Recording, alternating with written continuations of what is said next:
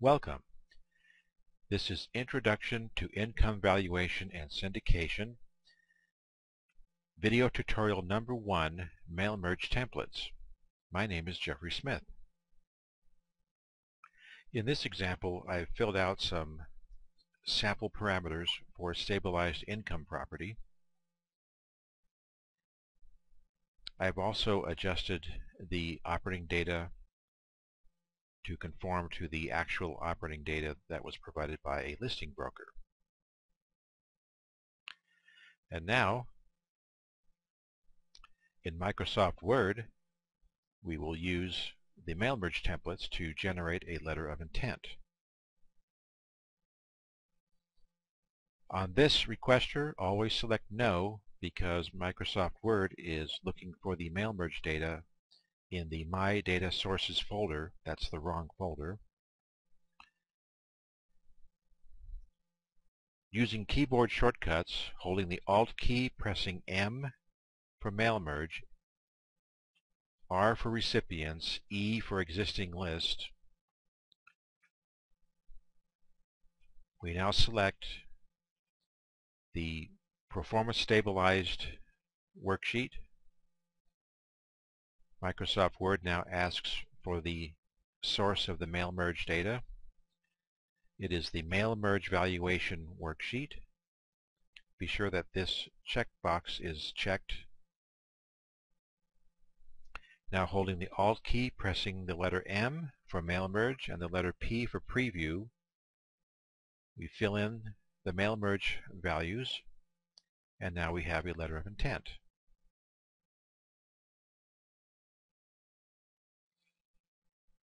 The data is pulled from the spreadsheet, and we show the basic structure of the financing: the first position seller financing, second position seller financing, the common equity investment, and we highlight in yellow the purchase price because most listing brokers don't know how to add and subtract and can't read plain simple English.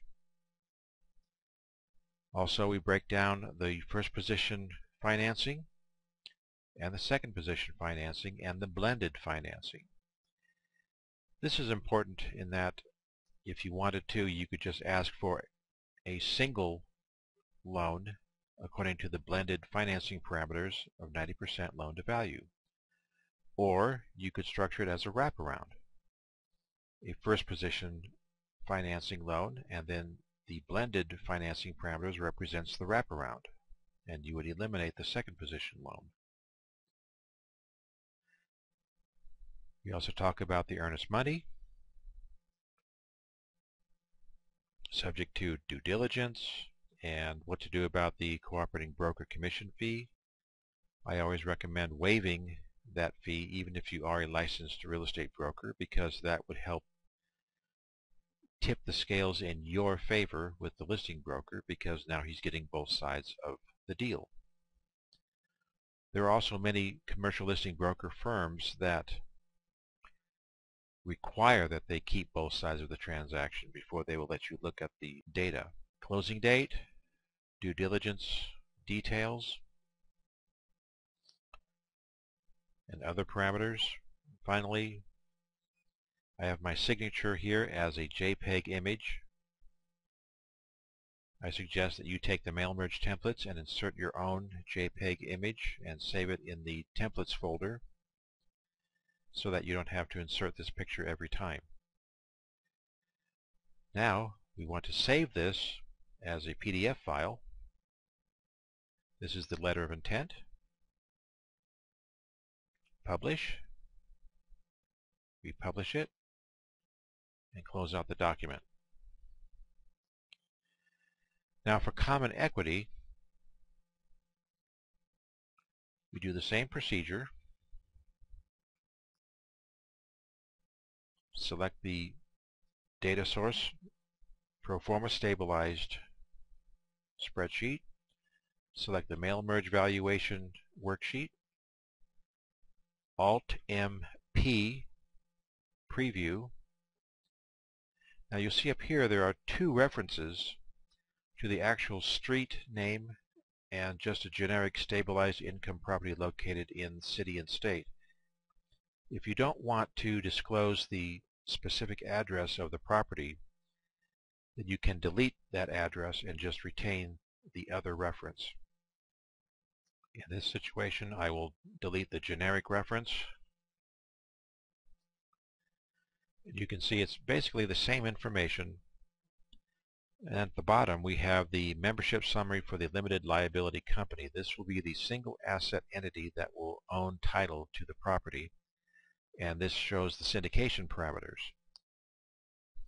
We're asking our common equity private financiers for 2% of the maximum allowable offer for operating reserves, another 2% for the escrow closing costs, 3% for the syndication premium fee. That will be an assignment fee. When I assign the purchase and sale contract to the LLC, I will be paid my syndication fee of $24,825. Also, the common equity investment, this is the down payment as described up here. Common equity investment, 10%.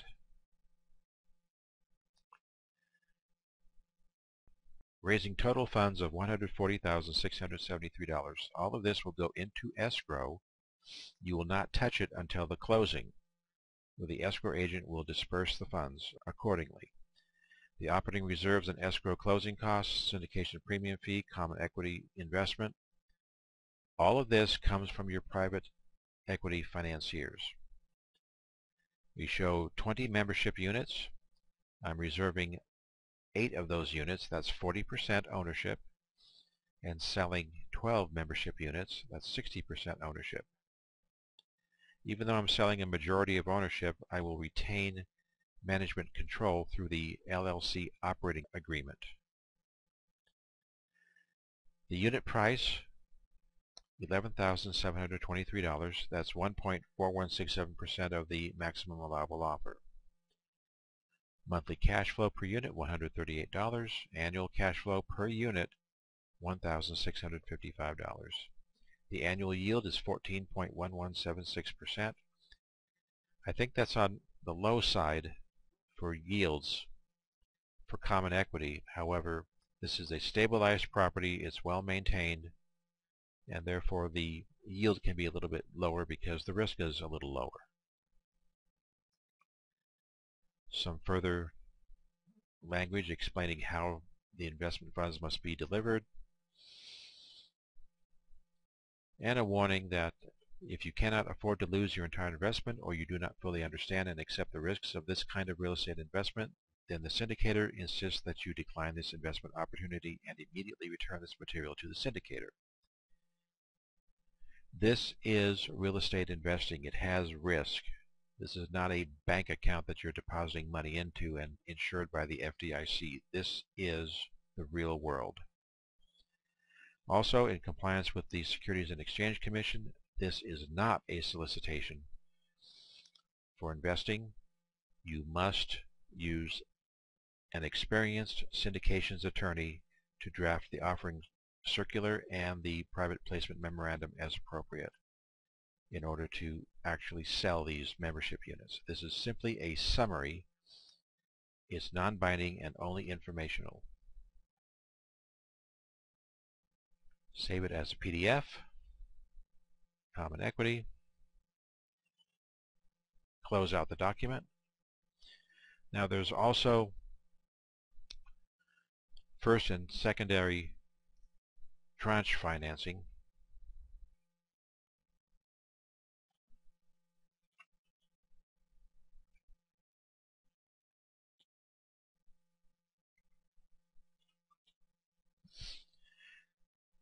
This is very similar to the common equity financing. However, it highlights the senior first position tranche financing. Also has the dual references. You can delete one of these and keep the other if you don't want to disclose the actual street address, and just keep it generic. The first position financing is highlighted in bold. And we're asking for the first position financier to deliver their funds to the escrow agent within 20 business days of receiving notice to commit.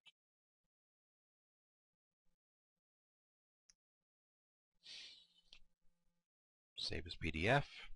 Private debt first.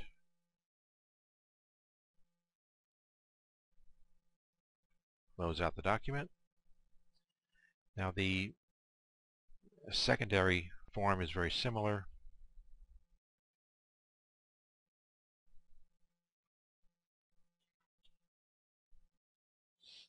Pick one or the other, reference and clear it out, delete it. And now the second position, financing, is highlighted in bold. And we are offering this project with 15 days commitment to fund.